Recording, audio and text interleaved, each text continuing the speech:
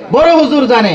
আর দুনিয়াবি ক্ষেত্রে আপনি কোনো কিছু বলেন না বড় হুজুর জানে, কিন্তু দিনের ক্ষেত্রে আজকে আপনি কোনো কিছু জানতে চান না, বলেন যে এটা বড় হুজুর জানে। তাহলে আপনার কবরে আপনি যাবেন নাকি বড় হুজুর যাবে?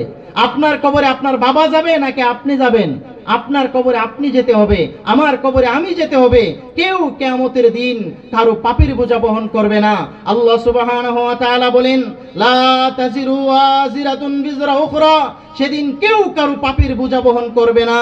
সেদিন আল্লাহ সুবহানাহু ওয়া তাআলা সূরাতুল ইয়াসিনের 65 নম্বর আয়াতে আল্লাহ বলেন, আল-ইয়াওমা নাখতিমু আলা আফওয়াহিম ওয়া তুকাল্লিমুনা আইদিহিম ওয়া তাশহাদু আরজুলুহুম বিমা কানু ইয়াকসিবুন। সেদিন আল্লাহ মানুষের মুখের মাঝে মোহর মেরে দিবেন। ওয়া তুকাল্লিমুনা আইদিহিম, মানুষের হাত তাদের সাথে কথা বলবেন। ওয়া তাশহাদু আরজুলুহুম, সেদিন মানুষের পাও তাদের বিরুদ্ধে সাক্ষী দিবেন। সেদিন হাত বলে দিবে আপনি হাতে কি করেছেন।